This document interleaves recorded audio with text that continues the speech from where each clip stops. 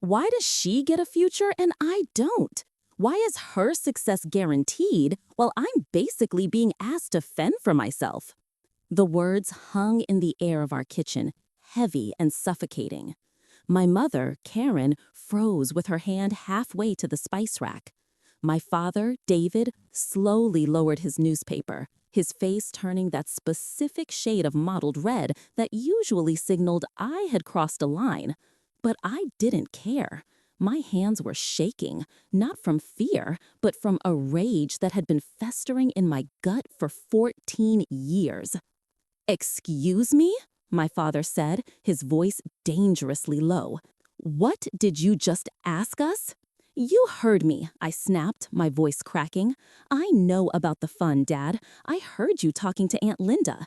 You have hundreds of thousands put away for Chloe. You've been planning her life since she was in diapers. So I'm asking you a simple question. Do you have a college fund for me? Or am I just the practice kid you keep around for tax deductions?" The silence that followed wasn't empty. It was loud. It was the sound of a truth finally shattering the fragile glass house we'd been living in. I looked at them, really looked at them, and realized they weren't looking at me with love or even concern. They were looking at me like I was a stranger who had just broken into their home. But to understand how I ended up standing in that kitchen, burning bridges with the only people I had ever called Mom and Dad, we have to go back to the beginning. Back before the resentment, before the silence, to when I was just a baby who needed a home. I was adopted as an infant. My parents, David and Karen, were in their late 30s at the time. They had spent over a decade trying to conceive a biological child. 10 years of negative tests, doctor's appointments, and heartbreak. When it finally became clear that it wasn't going to happen naturally, they turned to adoption. By all accounts, it was a beautiful beginning. My birth parents chose them specifically. There are photos of the day I was born. Karen is there, holding my birth mother's hand, tears streaming down her face. David is beaming, holding me like I was the most precious thing on earth. For 3 years, I was their world. I was the son they had prayed for. And then the miracle happened. Or, depending on how you look at it, the beginning of the end for me. When I was 3 years old, Karen got pregnant. It defied the odds. The doctors called it a medical anomaly, a blessing. My sister Chloe was born 9 months later.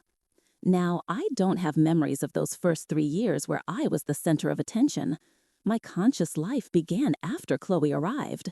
And looking back, I don't know if their behavior toward me changed overnight or if it was a slow, subtle drift. But I always felt it. I felt it in the way they looked at her versus how they looked at me. It was the difference between looking at a pleasant painting and looking at the sun. Chloe was their flesh and blood.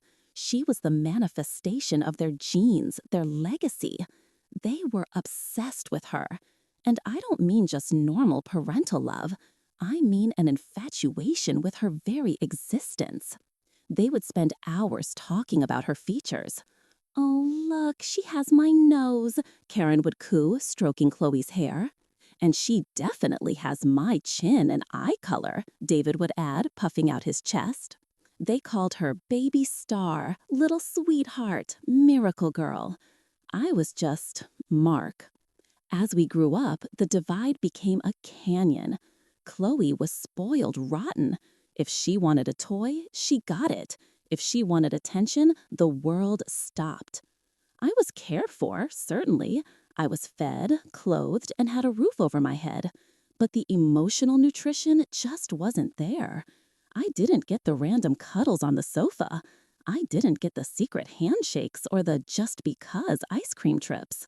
It's hard to explain the feeling of being in a room with your family, but feeling like a guest. You occupy space, you consume resources, but you aren't woven into the fabric of the unit. The extended family made it worse. My cousins, seeing the dynamic, pounced on it like sharks smelling blood. I remember a family barbecue when I was 10. I was sitting on the edge of the patio, eating a hot dog alone, while Chloe was holding court with the adults. My cousin, Jason, sat down next to me, a cruel smirk on his face. "You know why they love her more, right?" he asked, casually taking a bite of his burger. I didn't answer. I just stared at my shoes. "Because she's real," he continued. "If they could send you back to the store and get a refund, they totally would. You're just the placeholder until the real model arrived." I remember running to the bathroom to cry. When I told my mom about it later, she didn't get angry at Jason. She didn't march out to defend me. She just sighed, looking exhausted, and said, "Oh, Mark, don't be so sensitive. Jason is just teasing. You need to toughen up." That was the mantra. Mark needs to toughen up. Mark is too sensitive. Mark is jealous. I tried to tell them. Over the years, I tried to verbalize the coldness I felt. "Mom, why don't we ever do things together?" Or, "Dad, why did Chloe get a brand new laptop and I got your old work computer?" It was never acknowledged. They would gaslight me, telling me I was imagining things or that I was being ungrateful. "We put a roof over your head," David would say. "We feed you. Stop looking for problems where there aren't any." Chloe, seeing this dynamic, absorbed it. She learned early on that she was the protagonist of this family and I was a supporting character. She wielded that power with the cruelty only a teenager can possess. "I wish I had a real brother," she'd say when we argued over the TV remote.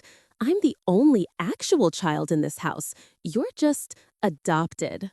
She said the word like it was a slur, like it meant discarded. But the incident that truly broke me began a year ago. I was in the living room reading a book when Aunt Linda came over. They didn't know I was there. I was tucked into the alcove by the window, obscured by the heavy drapes. They were in the kitchen drinking coffee. "So, how are the investments going?" Aunt Linda asked. "Fantastic," my dad's voice rang out, full of pride. "We shifted some of the portfolio around. The college fund is looking incredible. We've been putting away a significant chunk of our savings, plus the returns on the rental property." "That's great," Linda said. "College is so expensive these days." "We know," my mom chimed in, "but we want to make sure Chloe graduates debt-free. We want her to have the freedom to choose any path she wants without the burden of loans. We're looking at around $150,000 by the time she graduates high school." I froze. My heart hammered against my ribs. $150,000. I waited. I held my breath, waiting for them to mention my name. I was 3 years older than Chloe. I was going to college first. Surely, if they were talking about college savings, my name would come up. I waited and waited. They moved on to talking about kitchen renovations. They never mentioned me. Not once. That silence was deafening. It hurt more than any insult my cousins had ever hurled at me. It wasn't that they hated me. It was that they hadn't even considered me. I was an afterthought. For the last year, I've carried that secret like a stone in my stomach. I became obsessed with it. At school, when my friends talked about SAT prep and tuition costs, I stayed silent. When teachers asked about my plans, I gave vague answers. "Do you have support from your parents?" my economics teacher asked during a lesson on student loans. "I don't think so," I mumbled. "Well, you'll need to look into FAFSA and scholarships heavily then," she said kindly. The anxiety began to eat me alive. I felt untethered. If my parents weren't going to help me launch into adulthood, who was? In a desperate bid for connection, for someone to claim me, I asked my parents for my birth records a few months ago. I needed to know if there was someone out there who actually wanted me. They gave me the information with a shrug. "Here," David said, handing me a folder. "Don't get your hopes up." I reached out to my birth parents. I wrote them a letter, pouring my heart out, just asking to meet, to see a face that looked like mine. The response came through a social worker a week later. They didn't want contact. They had moved on, had new families, and didn't want to reopen that chapter of their lives. I was crushed. I sat in my room, staring at the wall. feeling like the most unwanted person on the planet. When I told my parents, hoping for some comfort, some reassurance that they were my real parents and they loved me, I got nothing. Well, we expected as much, Karen said, not looking up from her iPad. It's not really our place to say, but they gave you up for a reason, Mark. Chloe, who was painting her nails on the couch, laughed. God, Mark, 4 parents and none of them want you. You must be defective or something. You're broken goods. I looked at my parents, waiting for them to reprimand her, to tell her that was cruel. David just turned the page of his magazine. Chloe, keep it down. I'm reading. That was it. That was the moment I realized I was truly alone in that house. I wasn't a son. I was a roommate they couldn't legally evict yet. Fast forward to 2 weeks ago. The pressure of senior year was mounting. The guidance counselor, Mrs. Evans, had been sending emails home about college applications and financial planning meetings. My parents cornered me in the hallway on a Tuesday evening. Mark, my mom said, looking annoyed, Mrs. Evans keeps emailing us about setting up a meeting for your college planning. Okay, I said. Are you going to schedule it? We're very busy right now, Mark, David said, adjusting his tie. Work is crazy, and we have Chloe's dance competitions coming up. Go talk to Mrs. Evans tomorrow. Tell her to stop bothering us. Tell her she needs to discuss college stuff with you directly, not us. I stared at them. They wanted me to tell the school that my parents were too busy to discuss my future. They wanted me to shield them from the responsibility of being parents. She probably wants to talk about finances, I said quietly. Tuition, room and board. That's exactly why you need to handle it, David said dismissively. You're 17. Figure it out. Something inside me snapped. It wasn't a loud snap, but a final, irrevocable break. I walked into the kitchen where they were now preparing dinner. Chloe was sitting at the island, scrolling on her phone, looking bored and expensive. Do you have a college fund for me? I asked. I didn't lead up to it. I didn't sugarcoat it. I just dropped the question on the table like a grenade. Karen stopped chopping vegetables. David turned around slowly. What did you say? David asked. You heard me, I said, my voice gaining strength.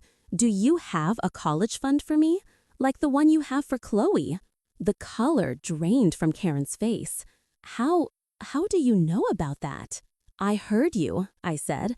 I heard you bragging to Aunt Linda about the $150,000, about how you want Chloe to be debt-free, about how you invested your savings for her. You were spying on us? David shouted, slamming his hand on the counter. He immediately went on the offensive. You were eavesdropping on private conversations? Who do you think you are? I live here, I yelled back. And stop dodging the question. Why is there a fortune for her and nothing for me? I'm going to college in a year. She's 14. Why did you secure her future and leave me to drown? It's none of your business, David roared, stepping into my personal space. Our finances are none of your concern. How dare you question how we spend our money? It is my business when you're supposed to be my parents, I screamed, tears finally spilling over. You treat her like a princess and me like a stray dog you regret feeding. Why? Is it because I'm adopted? Is it because I'm not your miracle? Just say it. Admit that you don't love me the same way. The room went dead silent. Chloe was watching with wide eyes, a smirk playing on her lips, enjoying the drama. Karen looked at me, her face hard and cold. There was no softness, no motherly instinct to comfort the crying boy in front of her. You are being incredibly ungrateful, she said, her voice icy. We have given you everything. We took you in when nobody else wanted you, and this is how you repay us? By counting our money and acting entitled? I'm not asking for money for a Ferrari, Mom, I choked out. I'm asking why you prepared for her education and ignored mine. That's not entitlement. That's asking why I don't matter to you. We never said there was nothing for you, David muttered, looking away. Then how much is it? I challenged him. Tell me right now, how much is in my fund? He didn't answer. He couldn't look me in the eye. That's what I thought, I whispered. 0. You have 0 for me. You know what? David sneered. With this attitude, maybe you don't deserve any help. Maybe you need to learn the value of $1 on your own. I'm not the one with the attitude, I shouted. I'm the one realizing that my family is a lie. I turned to leave, but I caught Chloe's eye. She let out a little laugh. I told you, she said, her voice dripping with venom. Real kids get college funds. Adopted kids get, well, whatever you are. I didn't say another word. I walked out of the kitchen, went up to my room, and locked the door. I could hear them downstairs. They weren't arguing. They were talking calmly, consoling each other, telling each other how crazy I was acting. That was 2 weeks ago. Since that night, the house has been a war zone of silence. They haven't apologized. They haven't tried to explain. They just walk past me like I'm a ghost. Chloe is having the time of her life. She leaves brochures for community colleges on my pillow. She makes loud comments at dinner about how she's going to study abroad in Europe with her fund. My parents say nothing. But silence is an answer, isn't it? By refusing to answer the question, by getting angry that I dared to ask, they confirmed everything I've ever feared. They have hundreds of thousands of dollars for their biological daughter and absolutely nothing for the son they chose to adopt. I'm currently filling out financial aid forms alone in my room. I'm looking at student loans that will take me decades to pay off. I'm realizing that the moment I turn 18, I am going to be entirely on my own. I used to feel sad about it. I used to cry myself to sleep wondering what was wrong with me. But now I just feel cold. I'm done trying to win a game that was rigged from the start. I'm going to go to college. I'm going to take out the loans. I'm going to work 2 jobs if I have to. And when I graduate, when I walk across that stage and get my degree, they won't be invited. I will disappear from their lives just like they clearly want me to. But I have to ask because my head is spinning and they've made me feel like I'm the villain in this story.